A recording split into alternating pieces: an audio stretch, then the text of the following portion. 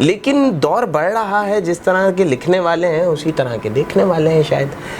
यकीनन सच्ची बात को छुपाकर या तोड़ मरोड़ के अब पेश किया जाता है और लिखा नहीं जाता। और जो असल लिखारी था, क्योंकि मैं सादत हसन मंटो की बात करता हूँ कि वो एक ऐसे लिखने वाले थे कि उनके नाम पर 2 फिल्में बन गई, लेकिन उनकी ज़िंदगी में उन पे आधा दर्जन मुकदमे हुए। आधा दर्जन, बेशक। उन्होंने मुकदमे झेले और वो 40 साल के लगभग के अरसे में या इससे ज़ायद के अरसे में इंतकाल कर गए। ये क्या था? यानी लिखने वालों की, अच्छे लिखने वालों की हमने कदर या तो उनकी ज़िंदगी में नहीं की, या उनकी ज़िंदगी के बाद जाके जो है हमने उनके बारे में यूट्यूब पे या अब जो डिजिटल मीडिया है हमारा, जिस तरह से आपके चैनल्स हैं, उन लोगों ने इस पर काम स्टार्ट किया।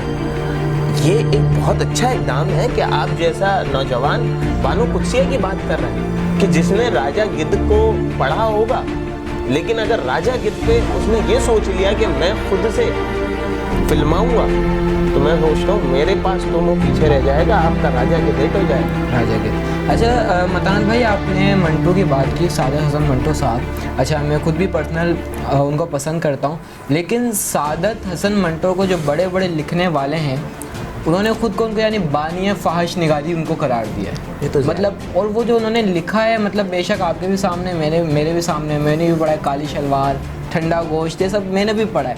तो आपका क्या नज़रिया है मंटो के हवाले से कि क्या मंटो को आया ऐसा लिखना चाहिए था या नहीं लिखना चाहिए था, या तो उसने लिखा हमारे जहन इस काबिल नहीं है कि मंटो को हम समझ पा रहे हैं? हाँ, मैंने पानी पिया था कि मैं अपने अंदर के उस इंसान को शांत कर सकूं जो एक कोई भी शख्स होता है, जैसे लफ्ज़ है दादागिरी। तो मंटो गिरी जो थी ना, और मंटोइयत जो थी उसके लिखने में, उसको किसी ने देखा नहीं उस हाथ से। देखने वालों ने उसे रोटिका भी कहा, देखने वालों ने उसके अदब को कहा कि ये अदब का हिस्सा नहीं है, लेकिन देखने वालों ने फ़हाश निगारी भी कहा। और अगर वो सब कुछ था तो इंडिया और पाकिस्तान, ये दोनों मुल्क मंटो को अपना लिखने वालों में, मैं ये बात इतने भरे दिल से कह रहा हूँ कि लिखने वाले दोनों देशों ने फिल्में बनाई जनाब, दोनों मुल्कों ने। पाकिस्तान ने भी मंटो बनाई, इंडिया ने भी मंटो बनाई। अगर दोनों ने मंटो बनाई और मंटो फहाश था और मंटो सब कुछ था, तो आप किसी भी फहाशी आदमी को अपनी सिनेमा घरों में और आने वाली नस्लों को नहीं बताते। आप अपने हीरोज़ के बारे में बताते हैं, आप अपने जो अलमबरदार होते हैं सच्चाइयत के, उसके बारे में बताते हैं, जो अपने काम से मुखलिस होते हैं उसके बारे में बताते हैं। और मंटो इतना बड़ा पाकिस्तानी था, इतना सच्चा पाकिस्तानी था कि बम्बई जहाँ से उन्होंने अपना करियर स्टार्ट किया, गालिब मंटो ने लिखी है। मंटो फहाशी कैसे हो सकता है? फिल्म गालिब मंटो की लिखी है, लेकिन मंटो फहाश कैसे हो सकता है? लेकिन जब वो बम्बई आए और उन्होंने बम्बई की सूरत हाल देखी, तो जो देखा वो दिखा। जिस पे जॉन का वो मशहूर ज़माना शेर है कि जो देखता हूँ वही कहने का आदी हूँ, मैं अपने शहर का सबसे बड़ा फसादी हूँ। तो ये वो सारी चीज़ें थी जो मंटो ने लिखी। अब आपने जो बात की है ना काली शलवार, अगर आप अकीदत की बात करें, मैं पूरे काली शलवार को कोट नहीं करूँगा, सिर्फ आखिरी के वो जुमले कि काली शलवार मुहर्रम आने की वजह से एक वो शख्सियत जो बाजारू कह लें आप, या ये कह लें कि वो एक सही अमल नहीं करती, लेकिन मुहर्रम की कितनी अकीदत थी। उसने एक हिंदू को बालियाँ देकर काली शलवार मंगाई।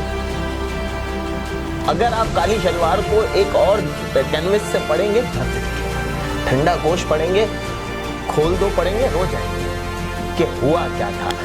आप अपने ऊपर एक कैफियत तारी करें कि आप एक ट्रेन से आए हो, आपकी एक बहन हो या बेटी हो आपसे जुदा हो गई हो, आपसे भीड़ में कहीं खो गई हो, और जब आप उसका जनाजा देखें या आप उसकी डेड बॉडी देखें, और एक ऐसा अलमिया अगर आज मैं खोल दो को रिपीट करूं तो ज़ैनब क्या है, ज़ैनब जैसी हादसे होना क्या है, ये खोल दो मंटो उस वक्त लिख रहा था। और मैं मंटो के लिए हमेशा से एक बात कहता हूँ, मंटो जिंदाबाद, क्योंकि इतना दर्द मैंने किसी राइटर की तहरीर में नहीं देखा। मुझसे यकीन जानिए कि मंटो को जो लोग फहाश कहते हैं, शायद उनके अपने जहन में कहीं फहाशी होगी, लेकिन मंटो ने जो लिखा उसमें काफ़ी काफ़ी